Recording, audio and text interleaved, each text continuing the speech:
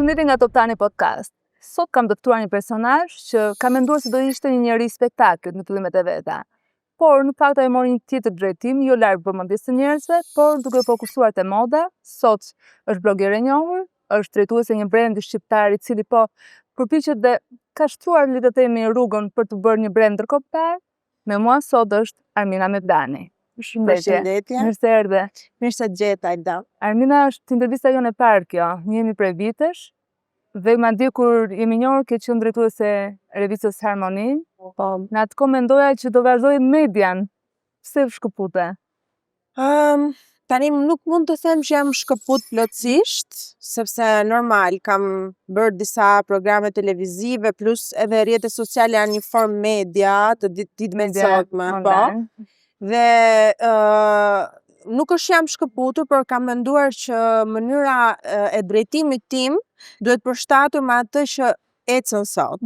Dhe ajo që sot ecën është rrjetet sociale, janë rrjetet sociale, krahas televizion. Ti e kuptove vetë këtë, tebi si një thirrje, domethënë e ndjeve se që në botë po ecte kjo pjesë, apo pate një ndikim nga dikush, një menaxher, një agent të rekrutoj, si ka ndodhur? Me thënë të drejtën, Ilda, unë nuk jam njeri shumë strategjik. Do me thënë nuk jam strategjike. Nuk jam strategjike dhe nuk marrë shumë këshillim. Kjo nuk të thotë që është gjë e mirë, por unë i lej gjërat që të vinë vetë, sipas intuitës time. Dhe në momentin që unë e ndjej që duhet bëj diçka, intuita deri sot nuk është shumë ka gabuar. Kështu që hapët i ke pasur goxha potent në të gjitha gjërat që ke bërë. Po, mundohem që të bëj maksimumin, unë punoj shumë, pavarësisht se ideja ndoshta e njerëzve është që okay, Armina vishet bukur, bën foto, po jo, ka një punë shumë të madhe. Si është rutina jote? Një ditë normale? Po, unë me thënë të drejtën, nuk jam njeri që zgjohem herët, jam njeri net vetvona sepse aty gjej inspirimin. Është brezi që rin natën vonë. Kam qenë gjithmonë kështu. Që në adolescencë, që në fëmiri. Dhe zgjohem, shkoj në pilates, pastaj në kthim high brunch në shtëpi dhe punoj paralelisht, lidhem me jashtë, pra me punonësit jashtë për punën e brandit që ndjek çdo hap dhe fillojnë video call, telefonata, gjithë pjesa tjetër. Kam shumë nevojë që mëngjesin ta kem të timin në sensin që të zgjohem, bëj pilates, meditimin, edhe ritualin tënd. Vë ritualin dhe mendoj që kjo është një formë luksi. Nëse do më pyesje, për mua ky është luksi. Që ti të punosh për veten tënde dhe të japësh hapësirën për ta nisur ditën ashtu siç duhet.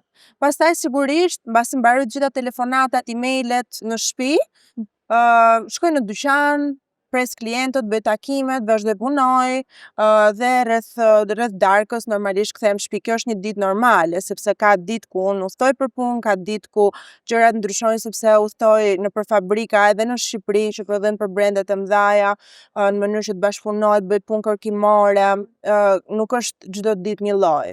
Në këtë moment fokusi yt është dyqani apo është brendi yt? Jo, është brendi. Si po ecën ai? Domethënë ti hape një brend që lançove fillimisht online dhe tani brendi gjendet fizikisht edhe nëpër dyqane në Europë apo jo? Tani po, ne jemi duke i furnizuar, do të thënë janë bërë kontakte dhe jemi duke i furnizuar dhe së shpejti do jetë edhe prezent në një showroom jashtë Shqipërisë në mënyrë që klientët vinë aty dhe të zgjedhin.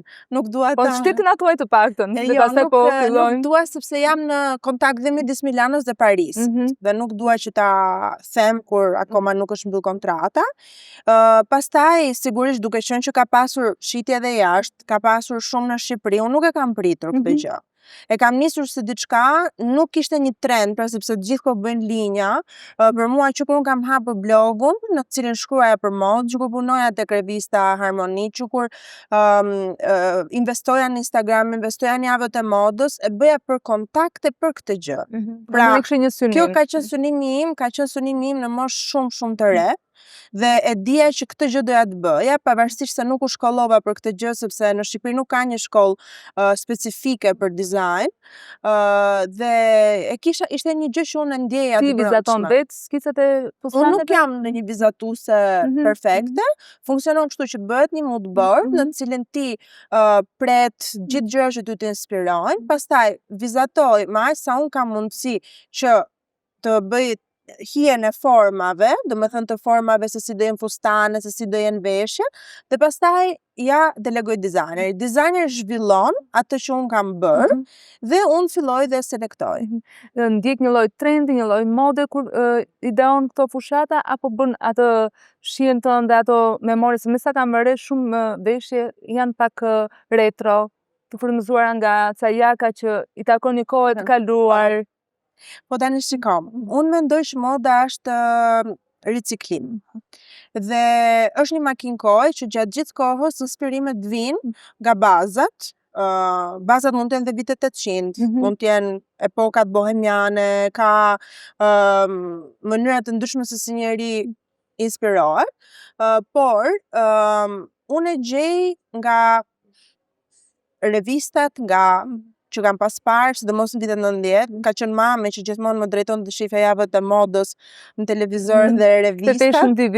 Tek Fashion TV, dhe kisha një pasion që gjithmonë halla që jeton të jashtë të jam pësillë revista, dhe i doja kur këto nuk ishin akoma në qarkullim, pra në 7-8 vjeç. Dhe i kam disa prej tyre të ruajtura, disa nga Pinteresti, disa nga sfilatat e mëparshme, disa nga muzika, pra inspirimi dhe kreativiteti vjen nga shumë gjëra, nga filmat, nga gjithçka që ty të inspiron, edhe qoftë edhe unë kur shoh një print, lule, ose diçka që më vjen në mend dhe mendoj tek një formë, si do ishte në një formë veshja. Ajo që unë kam dashur dhe që mendoj që është veçantia e brandit tim, është fakti që kam krijuar një brand shumë femëror, sepse sot është shkëputur pak feminiliteti tek brandet, unë doja gjëra shumë femërore dhe gjeja vetëm në 2-3 brende ato që mua më pëlqente. Gjëra që të veshin formën e një gruaje në formë elegante, të bukur, sensuale në të njëjtën kohë, që materialet janë vërtet mira dhe mos jetë prodhim masiv, pra materialet i kam gjetur me shumë për kujdesje, dhe sigurisht që të kemi një formë të femrës klasike të inspiruar nga vitet 80, 90, 70 edhe vitet 40, 60, më thënë retro, sepse mendoj që atëhere ka qenë silueta e vërtet femërore e femrës, dhe unë nuk dua që kjo gjë të humbi, sepse kjo të bën ty të dukesh femër, të ngjash klasi, të dukesh e bukur. Sigurisht në përditshmëri të gjithë kemi nevojë që të jemi rahat, por edhe ekstravagante dhe pak çuditshëm në sytë e njerëzve. Po, por edhe kjo unë mendoj që duhet kombinuar me një klasë në vetvete, që mund të jetë edhe një material i mirë i zgjedhur i veshjes, ose një kombinim i bërë bukur. Kur të vi momenti që brandi yt të jetë në dyqane, në showroom në Europë, ç'do ndodh me brendet e tjera që kanë aktualisht në dyqan? Do vazhdosh të punosh me të njëjtin intensitet apo avash vazhdo? Ka një gjë që fokusohet vëmendja, jo plotësisht, por kur ti bën diçka që e ke ëndër dhe është e jotja, ka një dallim shumë të madh me biznesin ku ti blen stok dhe shet të brendeve të tjera. Sigurisht që dyqani ka qenë një ndihmë shumë e madhe prej 14 vitesh për mua për kontakte, dhe ka qenë një shkollë, sepse në momente që ti shkon në showroom, ata të prezantojnë me qepjen, me stilimin, si kombinohen, si bën vitrinat, pra me një shkollë. Vite me radhë ti bën një shkollë për të kuptuar visual merchandising, për të kuptuar se qa shitet më shumë ke klientët, kush janë format që shiten më shumë. Dhe kjo ka qenë mëson një marketing për te strukturës së veshjes dhe materialeve. Mëson edhe si ta shesësh produktin. Mëson si ta shesësh dhe mëson çka kërkon populli, pra çka kërkon njerëzit. Pra unë vërtet bëj forma klasike. Por pse kanë ecur? Kanë ecur sepse kanë qenë format që përqafojnë edhe një femër elegante, edhe një femër mesatare, edhe një femër me forma pak më shumë. Dhe kjo ka qenë arsyeja pse, dhe nuk e kam pritur. Kjo ka ndikuar për të forcuar imazhin tënd si blogere, brendi, apo e kundërta? Jo, unë për momentin, duke qenë që jam dedikuar kësaj gjëje, jam pak më në jetë dhe jam më përzgjedhse edhe me... Do të thënë, je tërhequr pak vet? Jam tërhequr pak vet, jam dhe më përzgjedhse me ato që unë bashkëpunoj për Instagramin, pra unë zgjedh vetëm gjëra që mua vërtet më pëlqejnë, dhe dedikoj atë gjë tek gjërat që mua më pëlqejnë dhe tek postimet, por që nuk jam dedikuar në formë, nëse ka shumë blogere që ato postojnë 3-4 herë në ditë, janë gjatë gjithë kohës, nuk më pëlqen që ta kem jetën aq shumë të ekspozuar. Po ke qenë e kënaqur nga puna jote si blogere deri tani? Po, kam qenë shumë e kënaqur. Ke patur fitim, ka qenë një biznes, le të themi? Ka qenë. Ka qenë. Po, shumë. Do të vjen që do ta lësh? Nuk do ta Në një lë. farë mënyre? Jo, nuk do ta lë, ta thash. Do bësh më ekskluzive dhe më Më shtrenjtë? ekskluzive. Më shtrenjtë ndoshta jo, sepse shiko, ka shumë blogerë në Shqipëri që kur ti kontakton dhe i pyet për shembull për një reklamim, thonë disa çmime surreale. Jo pse nuk vlen aq, jo pse unë nuk vlej aq, për atë që unë jap në publik tek 2 milion followers, por pse ti duhet të jesh gjithmonë realiste dhe me këmbë në tokë për atë që ti ofron dhe sa është kapaciteti Dhe ku në do Shqipëri. shpërndahet ky produkt? Ku shpërndahet dhe sa është kapaciteti. Pra vlera duhet të jetë e barabartë me atë që ti do sjellësh në si feedback, po. Në feedback edhe normalisht duhet ketë një logjik dhe unë kam qenë gjithmonë me këmbë tokë te kjo pjesë, por kam qenë e kënaqur për sa i përket kushteve këtu. Nëse do të jashtë sigurisht që gjërat do ishin ndryshe. Nga kompani të huaja ke pasur interes për të pasur Po, kam bashkëpunuar shumë shpesh, po. Kam bashkëpunuar edhe me janë 2 ndër këto online shopping më të mëdha, Revolve dhe Forward, që gjatë gjithë kohës kanë sjell veshje, çanta edhe të shtrenjta, që domethënë kemi bashkëpunuar dhe unë i kam reklamuar, make-up-e, po. Ato zakonisht punojnë me clearing, do të thotë që pjesën e FIS e konverton në veshjes. Me clearing dhe me përqindje në bazë të shitjeve. Po. Ka të tjera vajza në Shqipëri që kanë bashkëpunuar me këto kompani? Po, ka. Nuk je vetëm ja. Jo, ka disa, domethënë janë disa vajza që kanë bashkëpunuar. Ndihesh sot më biznesmene apo më afër dhënies vetes si një vajzë influencuese, si një vajzë e modës, apo je bërë më praktike dhe shef më shumë nga ana e... Ty si të dukem?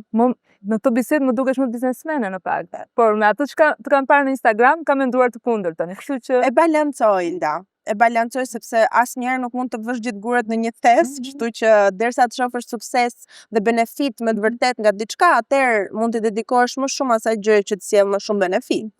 Se normal, një biznes, sidomos kur është biznesi jot, kërkon vëmendjen maksimale. Je e kënaqur që pasionin tënd tani po e kthen në atë misionin, atë vizionin që kishe për veten. Sot je duke vjel, le të themi, pavarësisht se është në start për të bërë edhe më i njohur në botë. Je e kënaqur në këtë pikë të karrierës tënde? Jam e kënaqur, po mendoj që kam shumë punë përpara. Dhe çfarë aspiron? Ku do shkosh?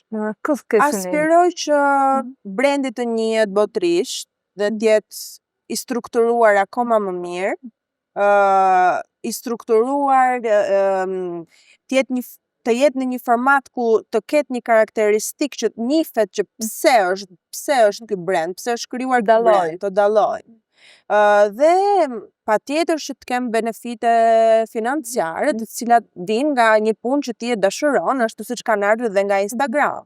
Ke një model, një stilist, një hero, le të themi, që të ka frymëzuar që e shet si guru, le të themi, në pjesën e modës? Karrierën e të cilit domethënë e pëlqen dhe e përqafon, e ndjek? Saint Laurent, Karl Lagerfeld, John Galliano, Vivienne Westwood, Terry Mugler, ndër ata që kam McQueen. Janë historitë e tyre që më kanë frymëzuar sepse jam dedikuar gjërave gjithmonë, siç ta thash, dhe para se sa të jem këtu i kam lexuar, i kam konsumuar për mbi modën, mbi mënyrën se si kanë kriju, si ka qenë karriera vet, si janë zhvilluar. Duhet një informacion, pra ti nuk mund të vish sot dhe të thosh okay, unë kam Instagramin, jam e famshme dhe dua të bëj diçka. Duhet marrësh komplet informacionin dhe kulturën mbi atë që ti po bën. E sheh veten në një javë mode në të ardhmen? Flas në Milano, në Paris, në New York. Kam qenë vetëm e ftuar deri sot. Në qoftë se bësh pjesë e Federatës Modës në Milano apo në Paris apo në Londër, është një ndër gjërat më të mëdha që një brendi mund të ndodhe. E synon? Është një ëndër. Uroj të arrish. Faleminderit. Armina, ti si njeri, nuk dua të themi jo social, po je shumë i tërhequr, je shumë selektive, di që ke një shoqe të rjetën, nuk je njeri që bën shoqëri shumë. Si pas ke dalluar këtë gjë? Po tani unë të njoh prej gati 20 vitesh, do të kam parë. E bën këtë në mënyrë të ndërgjegjshme apo ke prik, domethënë nuk do që të shpërndahesh shumë, nuk do të zhgënjehesh, nuk do të mërzitesh? Jo, me thënë të drejtën, kam qenë shumë e fat për grupin shoqëror që kam, dhe jemi që fëmijë, nuk është vetëm një, Po, jemi jeni 4-5 vajza, 3 djem, po, bëjmë uftime. koncerte. Dhe ndjekim koncerte dhe kemi udhëtuar që në moshë të vogël e kishim tradit një udhëtim në dimër, një udhëtim në verë. Dhe besimi për mua është një ndër gjërat më themelore kur ti krijon miqësi. Dhe për mua nuk do ketë më miqësi më të vërteta se sa ata me të cilët unë jam rritur. Sepse ata janë personat që më njohin për atë që unë jam, jo për atë që unë jam bërë. Nëse unë sot bëj një shoqëri të re të ngushtë, do më gjykojnë për atë që unë jam bërë, dhe ajo që unë jam bërë nuk jam unë. Ajo që unë jam bërë sot, jam ajo që unë përfaqësoj si imazh, si Instagram, si followers, po e vërteta ime njihet vetëm nga njerëzit të cilët më kanë njohur dhe nuk e kam nevojën për ta bërë këtë gjë. Krahas faktit që dukem shumë ekstroverte, sepse unë nëse ulem sot me ty do flas, do qesh dhe do knaqem, dhe mund të shkojmë shumë mirë bashkë, por në thellësinë time unë jam introverte, për ata që njohin anët e mia që unë nuk dua që ti përcjell. Që unë të mos i njoh. Po. Nuk janë anë të errta familja. Nuk dyshoj për këtë, nuk kam ndonjë mendim. Thjesht janë gjëra personale, si ti e shikon botën. Udhëtimet me shoqëri? Vijon. Nuk kanë ndaluar kurrë. Ata shumica janë me fëmijë dhe prap nuk kanë ndaluar kurrë. Dua të pyes për diçka personale.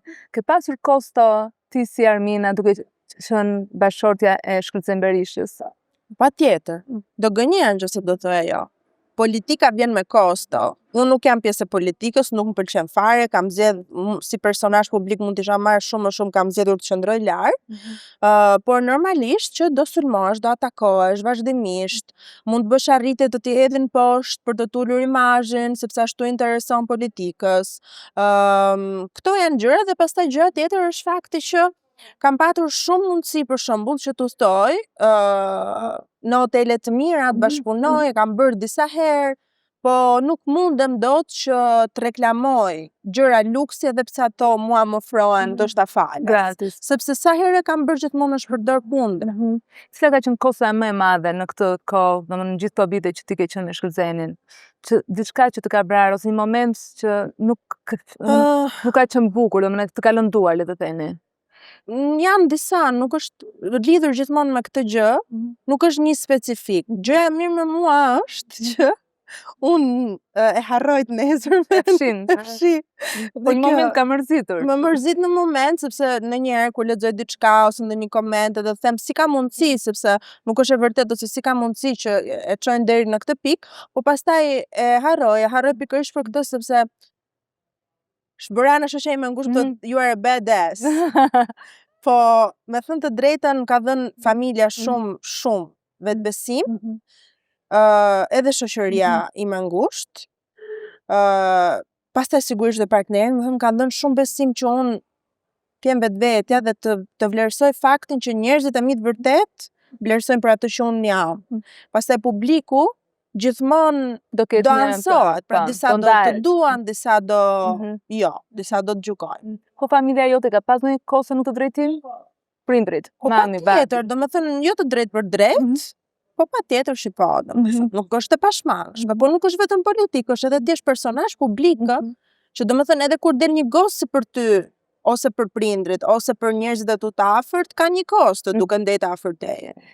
Mamaja vazhdon ende të jetë ajo drejtuesja, trajnerja e... Vazhdon, nuk heq dorë. Apasionuar. Vazhdon. Po me ty punon, apo juve të dyja keni rrugë të ndarë në të drejtim? Ne me thënë të drejtën punojmë disa herë, po është shumë e vështirë të punosh me fëmijën tënd, thonë gjithë trajnerët, sepse nuk mund të jesh dot ashtu siç je me... Mund të jesh e rept. E rept edhe për më tepër fillojmë bëjmë muhabet, punohemi. Harroni punën. Harrojmë punën, po e bëjmë disa herë dhe shkënaqësi kur e bëjmë bashkë. Televizionin e ndjek? E ndjek, jo shumë, sepse unë kthehem në darkë, mundohem që të updatohem dhe ma anë YouTube-it. Çfarë programi të pëlqen? Çfarë shet? Po, me thënë të drejtën, shoh pak nga të gjitha. Ndonjëherë ndjek edhe politike ose opinionin, për shembull që përfshin tema të ndryshme, për shembull edhe këtë tep shtrenjtë ose gjëra që ndodhin dhe jam kurioze të dëgjoj opinionet e njerëzve, të marr më shumë informacion. Ndonjëherë kur dua në një gjë të thjeshtë shoh pak Big Brother ose këto. E sheh vetëm ndonjëherë në Big Brother qoftë si brenda qoftë edhe opinioniste? Si brenda jo. Brenda kurse si. Jo. Po opinioniste do të ishte.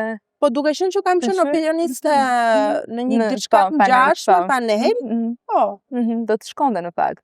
Faleminderit. Sa i përket çështjes Epstein, e cila është kryefjalë në gjithë median botërore, sa e ke ndjekur? E ke ndjekur thjesht si një debat televiziv apo je bërë kurioztare si gjithë shqiptarët? Doli një rezultat madje që shqiptarët ishin më kurioztarë se gjithë vendet e tjera për të ditur më shumë dhe më shumë për këtë histori. Mendoj që janë të gjithë. Po shqiptarët ne jemi popull që e bën lidhjen drejt për së drejti me personazhet aktual. Dhe presim që të dalë diçka nga personazhet aktual. Me thënë të drejtën, si e shoh unë. Është më shumë se sa çështja e Epsteinit vetvete, është një çështje morale. Morale sepse na ka treguar gjithve se si funksionon pushteti, paraja, se sa imunitet moral i jep pushteti dhe paraja këtyre grupeve, të cilat janë elita që funksionojnë në errësirë. Në errësirë jo për përjashtim, në errësirë për mekanizëm mbrojtje. Na ka treguar që paraja e madhe, pushteti i madh, funksionon kështu. Duam apo s'duam ne. Dhe kjo është një gjë që të bën të dyshosh. Mua më ka bërë të dyshoj të them, ore, dua kaq shumë sukses, është një pakt me djallin, kaq shumë sukses ose kaq shumë pushtet. A ja vlen, is it worth it? E kam menduar shumë shpesh këtë gjë me vete. Sepse sa më shumë ti tritesh, aq më shumë ti do sakrifikosh dhe do detyrohesh që të njihesh me njerëz dhe të bësh kompromise dhe të njihesh me njerëz që bëjnë pjesë të këtyre grupeve, sepse ata mund të kthejnë një favor. Dhe kështu ka funksionuar, Aty kanë qenë shumë njerëz pranishëm thjesht për të mbajtur kontakte dhe për të qenë pjesë e networkut. Po tani ajo që ndodh është që shoqërinë ka vënë në dyshim dhe ka krijuar një boshlik shumë të madh besimi fakti që do të thotë që u rënuan elitat në këtë çështje. Këtë do të thoya, po ka krijuar një boshlik besimi sepse njerëzit thonë ora funksionon një lloj drejtësia, sepse kjo tregon që drejtësia deri sot kur ata kanë lëvizur dhe i kanë bërë për vite me radhë këto gjëra, pa u prekur, janë ndjerë të paprekshëm. Dhe ky është një rast që edhe në Shqipëri ka ndodhur, që për shumë vite shumë njerëz kanë lëvizur të paprekshëm dhe nuk flas vetëm tek pjesa e politikës. Dhe njerëzit sot e kanë gjetur veten dhe kanë thënë funksionon drejtësia njësoj? Dhe këtë që po pyesin gjithë, drejtësia nuk funksionon njësoj. Në asnjë vend botë, jo vetëm tek ne. Po ndjek dokumentarin, kam parë dy seri dhe jam në proces duke është e tmerrshme. Dhe dorëzohet prokuroria sepse në një moment të historisë ndërhyn FBI-ja dhe pezullohet çështja. Kam arritur deri në këtë pjesë, duke ndjekur dokumentarin. Por është shumë e çuditshme, domethënë, kur ti nuk e pret, sidomos në flasim për një shtet shumë të fuqishëm, ku pretendon që prokuroria, FBI-ja të jenë sigurisht FBI-ja sot kanë nxjerrë gjithë dokumentat, por është një moment i errët, paktën në momentin që unë ndodhem duke ndjekur, që vë shumë gjëra në dyshim. Shikom, unë mendoj që e keqja gjithmonë do jetë përdallë nesh fatkeqësisht, siç është dhe e mira. Unë mendoj që paraja në vetvete dhe pushteti aq i madh nuk i përkasin Zotit. Pavarësisht se ne të gjithë dëshirojmë, është diçka që do vi me shumë kosto. Dhe ndoshta më mirë është një jetë pak më e thjeshtë, se sa një jetë e tillë që do të sprovojnë në mënyra që edhe ata që janë sot në Hollywood janë sprovuar në mënyra jo të moralshme. Dhe njerëzit, duke qenë që kanë filluar të reagojnë mbi këtë gjë, e kanë shtyrë që elitat të fillojnë të bien në të gjithë botën. Edhe në Itali ka ndodhur çmaskime, edhe në Amerikë, edhe këtu tek ne, pra, po bien ato elita që kanë shpërdoruar njerëzit për të arritur atë që kanë dëshiruar, qoftë seksualisht, qoftë financiarisht, nuk ka rëndësi në çfarë mënyre, në një mënyrë të pamoralshme. Por në përgjithësi gjithmonë ka funksionuar kështu. Ne sot thjesht po i shohim. deri më dje diskutoj, domethënë mendoj se këto ishin teori konspirative, se ishin thashë me tani po dalin dokumentuara dhe kjo gjë. Unë i kam besuar gjithmonë dhe një ndër gjërat që unë kam nisur ta besoj ka qenë vdekja e këngëtarit Sallaja, që ka qenë rritur me Jay-Z-n, që kishte shumë informacione dhe dinte shumë gjëra dhe i ka rënë avioni privat. Ajo është një nga historitë më të shumë të ngjashme. Ajo është 14 vjeç kur është njohur me Jay-Z, domethënë pak a shumë e njëjta histori që përsëritet me Epstein dhe ky personazh, nuk do bëjmë moralistën, por ky personazh është personazhi më i rëndësishëm në botën e muzikës amerikane dhe në gjithë botën. Çdo gjë që ka ndodhur, pra është e frikshme. Po rrëzohen gjithë to mitet. Po rrëzohen, por nuk e di të rrëzohen plotësisht, sepse gjithmonë ka një komand. Cila ka qenë nga gjithë ato histori që kanë dalë në media, cila ka qenë ajo më tronditësja për mendimin tënd? Për fshirja fëmijëve, unë nëse do kisha ndonjëherë pushtetin për ta bërë, për mua njerëzit që përfshihen me fëmijët janë të vetmit që meritojnë dënimin me vdekje. Sepse ti të përfshish seksualisht fëmin, apo ta dëmtosh fizikisht një fëmijë që është i pafajshëm, i pambrojtur, do thotë që ti je monster. Përfshirja fëmijëve është e tepërt, sepse vajzat që shkojnë atje, sido që t'jetë, se unë nuk jam feministe. Unë jam për barazi. Sido që tjetë kanë dëshiruar, kanë zgjedhur që t'jenë pjesë. Pjesa më e madhe ishin vajzat që vinë nga sfera të varfëra dhe jo vetëm por pambrojtura me të abuzuara nga prindrit, domethënë me histori shumë të dyshimta. Jam shumë dakord, këtë do thoja që ka shumë të bëjë familja. Vetë ishin ofruar, domethënë shumica vetë ofroheshin, madje shumë prej tyre sillen dhe shoqet. Njëra thotë se kam çuar 40 vajza, domethënë e kthyen ato vetë jetonin me ato dhe ndjenin një lloj kënaqësie, kështu që ishte një vuajtje në grup, një histori. Nuk po them që është diçka e mirë, po krahasuar me fëmin, ka një ndryshim shumë të madh, sepse gjithë kemi qenë adoleshentë dhe e humbim në një moment dhe nuk kemi vetvetja ose ndikon shumë edhe familja, se këtë do thoja. Po sido që t'jetë, ndërgjegjen, dikush e zgjedh vetë për ta bërë diçka apo jo. Koston e ka vetë personi. E ka vetë personi koston. Pra për shumë e rëndë, sepse s'kan ndihmë psikologjike, nuk kanë familje, mbështetje, varfëria është shumë e rëndë dhe për vajzat ndjen keq. Por krahasuar me fëmijët, me torturat që mund t'i bëjnë fëmijëve, është shumë herë më e madhe, shumë herë më e rëndë kur ti e dëgjon dhe e lexon. Si mendon se është reflektuar gjithë kjo ngjarje në Shqipërinë, në elitën shqiptare? Mendon që ka një reagim, një ndërgjegjësim, nuk po them se ka ndodhur se këto janë ekstreme, edhe në botë më duken domethënë raste shumë të izoluara, nuk është gjithë bota në këtë, pavarësisht se janë përfshirë emra dhe drejtues lidera në gjithë botën. Ne kemi një vend shumë të vogël dhe këtu jemi pak fanatik, sigurisht që di histori të dashura që kanë ose këto dëgjohen, janë gjëra që dëgjohen, po hyn brenda normale para kësaj.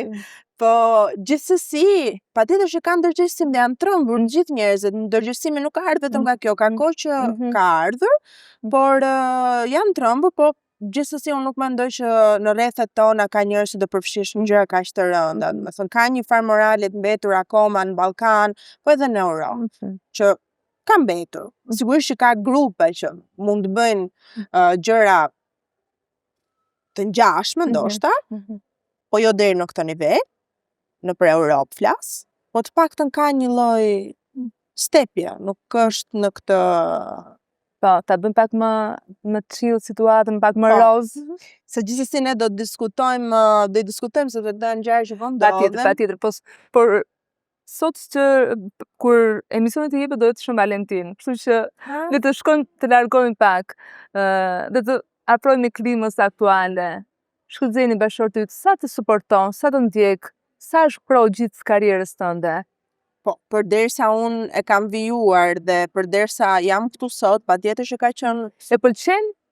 Apo të mbështet sepse e di që është dëshira jote?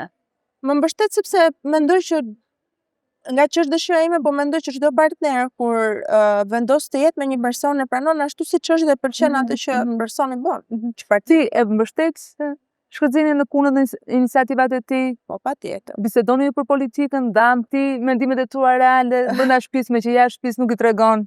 Po i ndaj. Patjetër. Patjetër komunikoj për këtë pjesë. Nuk jam shumë e involvuar. Duhet isha edhe vetë më shumë e involvuar, po kam zgjedhur mos tem sepse është një botë që edhe më shqetëson, nuk më përket shumë, nuk ndoshta kjo është sepse familja ime asnjëherë për shembull mami, babi nuk kanë qenë politikisht involvuar, se ka familje që që flasin në shtëpi shumë për politikën.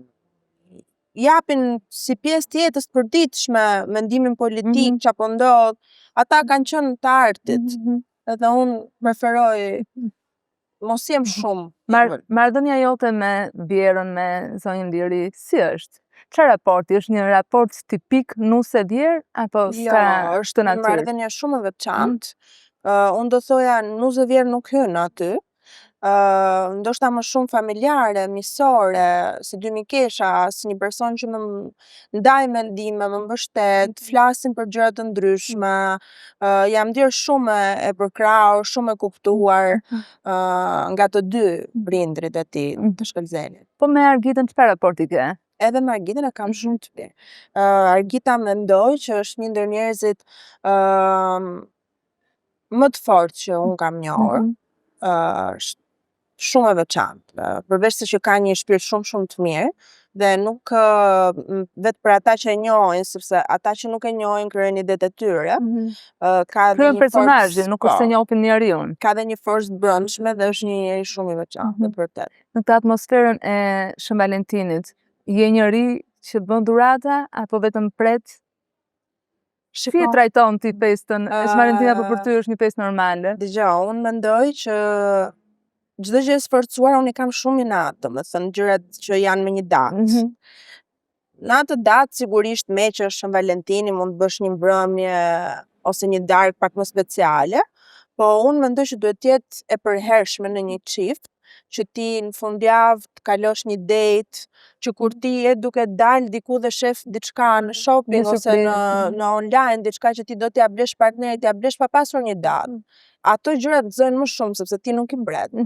Kurse Shën Valentini është konkurrencë, kush mori më shumë lule, kush bëri dhuratë, kush shkoi këtu. Sigurisht që bëhen, okay, po nuk jam fanatike. Ti bën më shumë apo të bëjnë më shumë? Nuk jam fanatike. Domethënë lulet i bën ti? Jo. Apo i pres gjithmonë ti? I pres. Po tani femrat duhet i presit. Themi vërtetën. Absolutisht. Për këtë gjë jam feministe. Cila është e dhuratë? Domethënë që të kalon një kujtim të veçantë nga Shkëlzeni. Në gjithë këto vite, duhet të ketë një moment që ka qenë ndryshe, ose ka qenë situata që të ka bërë efekt dhurata apo surpriza. Po, me thënë të drejtë nuk është që mund përcaktoj një gjë specifike, sepse janë shumë, por diçka simbolike ka qenë në naza e parë kur jam propozuar që ishte e thjesht, më e thjesht se sa ajo e martesës, po është thjesht momenti. Je i gëzuar, je lumtur me gjërat që të ka dhënë jeta, Armina, apo janë rezultati gjithë asaj devotshmërisë, punës dhe asaj çfarë ti ke merituar? Unë me thënë të drejtën mendoj diçka. Mendoj që njeriu atë që vjell do korri. Pra, nëse ti dedikohesh shumë gjërave që ti dëshiron, herët ose vonë të shpaguhet, gjithmonë. Edhe fati bën ka rolin e vet. Ka rolin e vet sepse duhet jesh momentin e dur. Në momentin e dur. Ti je gjëndur? Jam gjëndur shumë shpesh në jetën time. Ky është fakt. Një ndër ato ka qenë edhe fillimi punë tek revista që ti përmendë, sepse u ktheva nga misi, doja vërtet punoja, pavarësisht se isha 19 vjeç dhe më dha mundësia që të punoja një punë që unë e pëlqeja në moshë të vogël dhe të paguhesha për atë gjë. Ke qenë ambicioze që në atë kohë? Po, kam qenë ambicioze. Nuk jam ekstremisht ambicioze se sa punoj për atë që dashuroj. Dhe unë mendoj që njeriu ti e dëshiroj atë gjë. E para duhet gjej një drejtim. Të këmbguli që të punoj tek ai drejtim, në çdo lloj mënyre mos dorëzohet, sepse nëse vitet e para nuk po t'jep fryte do të t'i japi patjetër nëse ti bën diçka çdo ditë. Drejtohesh çdo ditë drejt një drejtimi apo tek një punë apo dedikohesh tek krijimi diçkaje, pak, do t'japi patjetër fryte dhe gjëja tjetër është që njeriu duhet besojë, të besojë në Zot dhe të manifestoj. Pra të manifestoj ëndrat e veta, thotë që unë këtë do të arrij. Dhe të ketë një besim në Zot. Besimi në Zot është sepse të ndihmon ty shpirtërisht që ti të kesh fokusimin tek dëshirat e tua dhe të jesh një njeri më i mirë me të tjerët. nuk ka rëndësi feja, thjesht besimi. Besimi në Zot është edhe manifestim. I asaj që dëshiroj duhet të jetë e përditshme. Dhe për mua ka qenë dhe do jetë gjithmonë e përditshme kjo gjë. Unë, siç e thash, prandaj e nis mëngjesin e tillë dhe darkën e kam gjatë sepse dua që t'i dedikoj vetes kohë dhe të qenurit me veten, duke medituar, duke menduar çfarë ti dëshiron, çfarë do bësh, kush është zgjidhja e diçkaje, si ta zgjidhësh. Pra, duke dëgjuar muzikë, duke parë një film, duke shkruar në ditar, mendimet, manifestimet, është një formë shumë e bukur për të vënë me këmbë në tokë edhe për të drejtuar tek ajo që ti duhet bësh. Nëse ti shfokusohesh dhe bën 1.000.000 gjëra mendime, nuk të ndihmon. Nëse ti ke idenë e qartë, atëherë vjen përfundimi mirë. Sepse ti punon për atë idenë. Sepse punon. Nuk duhet të t'jesh komfort me thjesht të qenurin komfort sepse mendon që diçka nuk do ta arrish. E vetmja gjë që mua nuk më pëlqen ose që jo s'më pëlqen, po ndoshta mbyll pak mundësitë është fakti që Shqipëria nuk i ka mundësitë shumë të mëdha për të zhvilluar, saç i ka një pjesë e Europës apo Amerika, sepse do ishin herë 10 frytet. Nëse ti do krijoje diçka, qoftë dhe unë, nëse Blendi do e krijoja në Paris, do ishin herë 10. Për një gazetare, nëse ti e bën punën siç duhet, diku jashtë arrin hapa shumë të mëdha edhe botërore. Çdo profesion, dhe kjo është një gjë që ne këtu na mungon, edhe themi që ikin të rinj sepse janë pa lumtur, po ato që kanë ëndrat ndaj gjithmonë do ikin. Kështu sa do bëjmë me sistemin dhe me drejtimin. Mendoj që kjo nuk ka të bëjë me sistemin. Tani ndoshta për punë të tjera, siç janë doktorët, infermierët, vjen shumë keq, sepse ka nevojë vendi që të zhvillohet, që mjekësia të jetë më strukturuar, që të rrinë këtu, mos ikin jashtë. Patjetër që po për artin, modën, median, do ikin gjithmonë. Të rinë që ndjekin blogerët e reja, që ndjekin në rrugën tënde, që të shohin, ke një këshill, një sugjerim që do të bëje, kur ti shikon, se besoj që i shef gjithë të vajzat që janë tashmë në treg, në pjesën e influencer edhe. Diçka që nuk të pëlqen, dhe diçka që do të japësh si këshill për ta bërë. Do të jepja si këshill që së fillim të gjejnë inspirimin dhe të dinë se ç'a duan. Mbasi e kanë vendosur, të strukturojnë një stil që të jetë i veti, që t'i evidentojnë nga të tjerët, që të jetë unik, dhe të marrin sa më shumë dije rreth asaj që duan të bëjnë, informacion. Pastaj, sado që vështirë të duket, sidomos edhe në Shqipëri, siç e thash, mos heqin dorë. Mos heqin dorë dhe të krijojnë rrjetet sociale, të paktën kanë krijuar mundësinë që ti nëse bën mirë diçka, të gjesh mundësi bashkëpunimi edhe për jashtë. Kështu që besim dhe konsistencë në atë që duan të bëjnë, pra mos heqin dorë. Po vetes çfarë i uron, çfarë pret, çfarë kërkon, çfarë gjëje i mungon tani në jetës tënde, jo vetëm personale, po një gjë që me thënë të drejtën, apo je përmbushur edhe je okay me këtë status? Jam për momentin, jam okay. Do me thënë, pastaj sigurisht, siç e thash, unë i lë gjërat edhe të vinë vetë. Me çdo gjë që ka ardhur, nuk mund të them që dua këtë ose dua edhe më shumë, sepse jam e kënaqur me kaq, dhe jam thankful, falenderuese për kaq. Nuk ndalojnë asnjëherë dëshirat që kemi brenda, janë pafundme dhe unë do të gënjeja nëse do të thoja që jo, nuk kam, por jam dhe falenderuese për aq sa kam. Armina, për çdo pyetje kishte ca përgjigje që s'kisha nevojë të shtoja apo të vija ndonjë kundërpyetje. Falenderoj për bisedën, për vërtetësinë edhe për gjithë mesazhet që dhe. Falenderoj edhe unë të shumë. Ishte një kënaqësi sepse ke energji shumë pozitive. Edhe e ke pasur gjithmonë dhe unë prandaj e pranova ftesën dhe ishte shumë kënaqësi të bisedonim bashkë.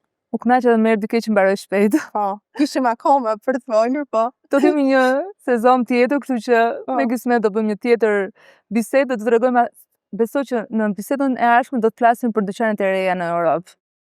Shumë suksese. Faleminderit. Faleminderit që na ndoqët, ishim në Top Tani Podcast, miru takofshim në takimin e ardhshëm.